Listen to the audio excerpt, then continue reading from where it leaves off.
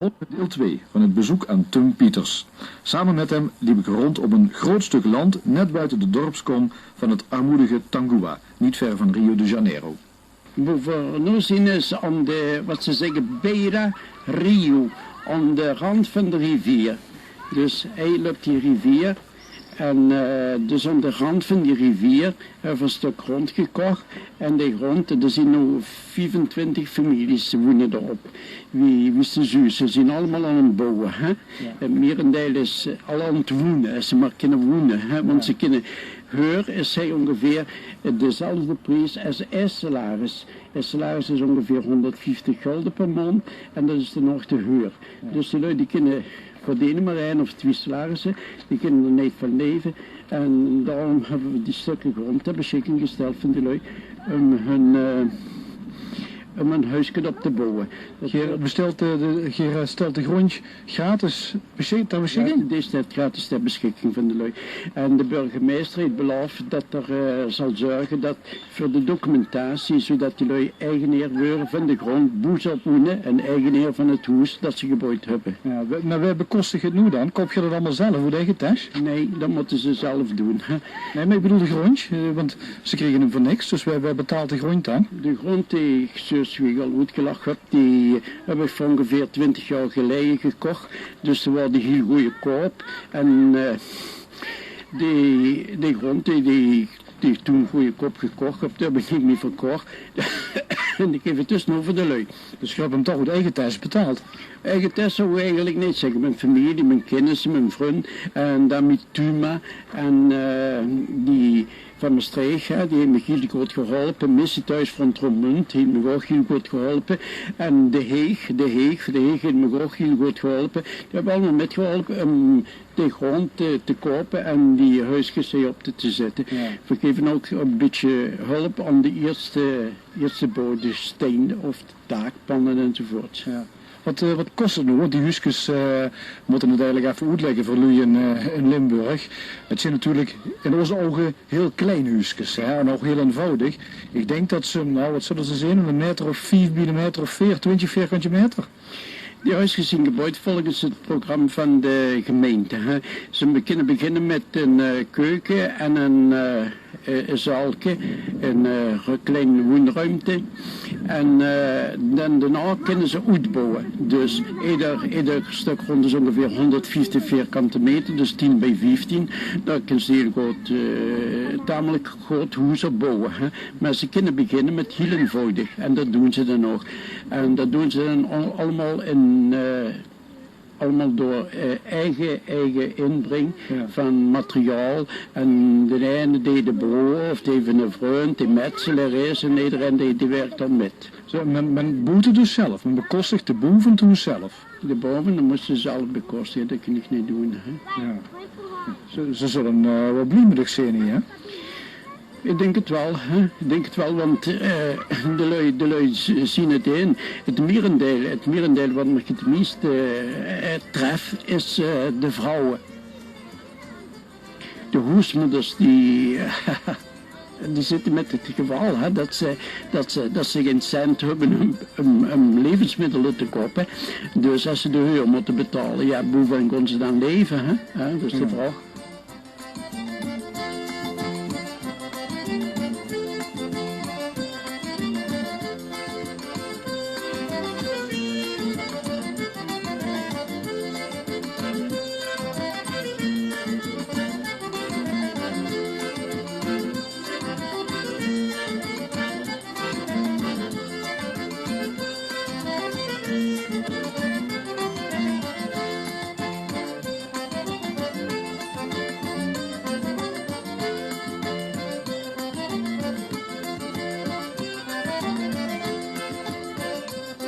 We zijn aangekomen bij het riviertje. Hè? Ja, dat is ook alweer.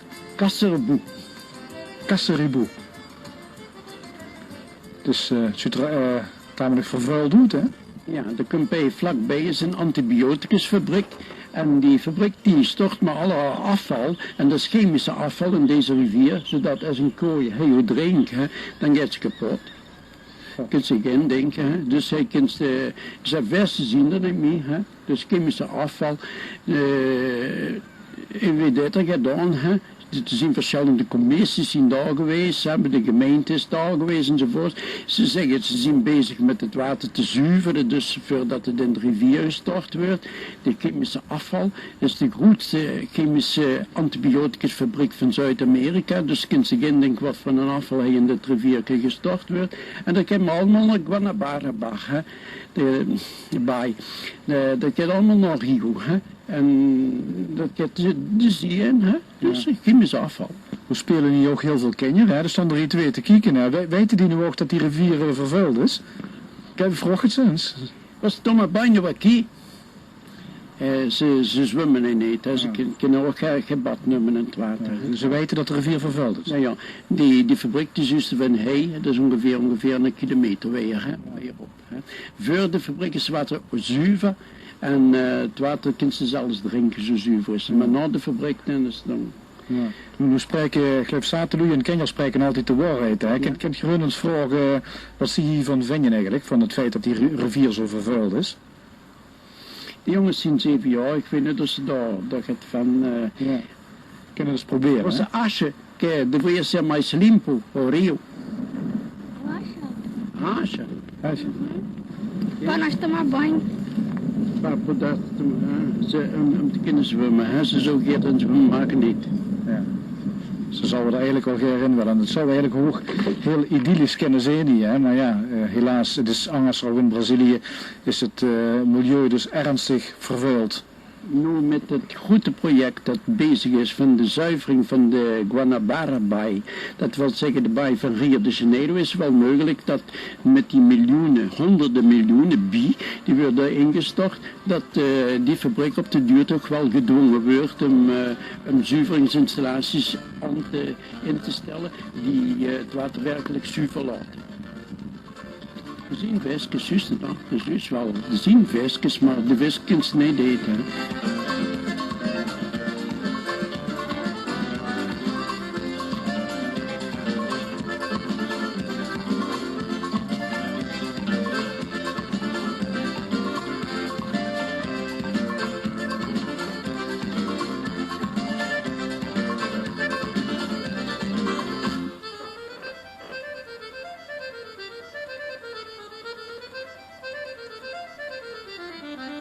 We zijn op bezoek bij kapelaan-missionaris Tung Pieters in Brazilië.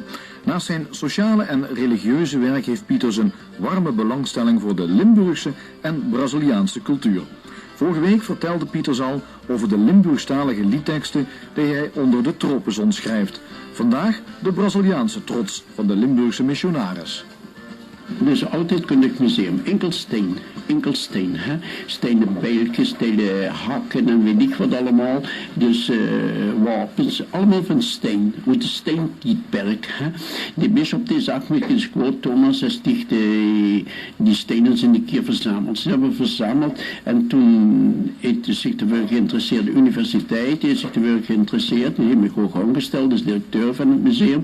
En dat museum is op het ogenblik toch wel een van de beste en de meest rijkste in steen van voorhistorische steen van het zuiden van Brazilië. Ja. Het zijn prehistorische steen, zijn de steen die bewerkt zijn door lui. Door de Indianen, hè? Dus de Indianen. En niet alleen de Indianen natuurlijk, ja. De stenen is enkel stenen tijdperk, hè. Dus, ja. En dat is heel weinig, even heel weinig. En een pater Jezuïet, pater Alfredo Rohr, die was directeur van het Archeologisch Instituut van Brazilië, dus van de regering. Hè. En die heeft zijn eigen, die heeft die stenen eens een keer metgenomen, laten onderzoeken. Dan zien ze allemaal authentisch, hebben ze zien. En het interessantste ervan, wat ik heb laten zien, dat tussen die steen bevinden zich de zonnegod en de maangodin. De Kontiki, precies hetzelfde wie in dat boek van die Thor Heyerdahl. Precies dezelfde, hè? Dezelfde steen die hij beschrijft dan. En Thor Heyerdahl is een Noorse wetenschapper. Hij heeft bijvoorbeeld het aangetoond dat de Egyptenaren de Atlantische Oceaan zijn kunnen oversteken en dat soort zaken. Hè? Niet alleen de Egyptenaren, maar ze zijn vooral de van het noorden. Hè? Ja. En de Vikingen. Ja. De Vikingen, de Denen en de...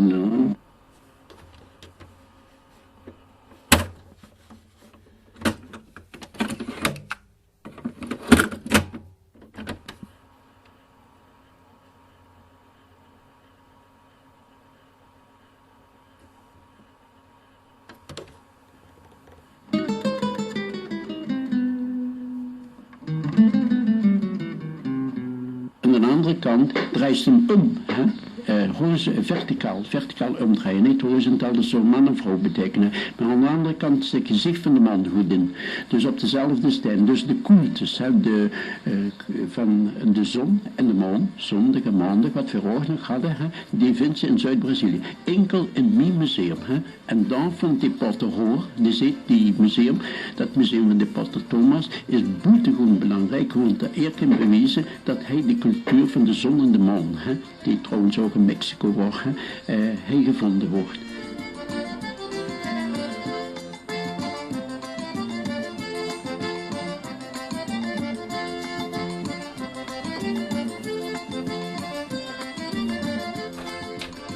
Wie bewijst het nu dat die vikingen al hier zijn geweest? Of wat is nu het bewijs? Het bewijs dat op de eerste plaats dat een Noord-Europese cultus, godsdienst, nou, Zuid-Brazilië zou ik ergens een kruis vinden, getekend door een moordemedicus en een christelijke mens geweest hebben. Maar vind ik nu, wie bijvoorbeeld Ulf en de runes treffen de vikings, die vinden zij overal. De runen. Ja. De runen, honderden runentekens. En ik vond ze al zijn aan de rand van de rivier San Francisco. En heel hoog. Vroeger was die rivier heel hoog. Heel veel hoger. Het water was binnenzien. En aan de wand hebben die scheepslui die er voorbij voeren geschreven. Wat staat er? Ulf staat er. In vikingschrift.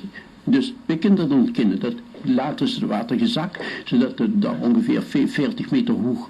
Juist de naam Ulf stond. Ja, we kennen dat. Een hele steile rechte wand. Dus absoluut zeker bewezen dat hij lui was die runen kosten lezen. Hè?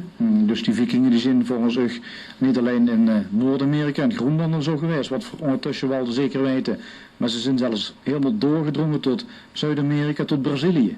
Brazilië. Niemand gelooft me hier, of maar heel weinig geloven me. Onder andere de Potter Hoor, die werkelijk een zeer serieuze directeur is van het Archeologisch Instituut. Die gelooft wel. Maar dus dit is een Fransman, Jacques de Mailleu heet hij. Die was professor van de geschiedenis in Buenos Aires. Die heeft 4 boeken geschreven. De vikingen in Brazilië, de vikingen in Zuid-Amerika enzovoort. 4 boeken. Heeft dikke boeken. Allemaal bewezen, maar niemand gelooft hem.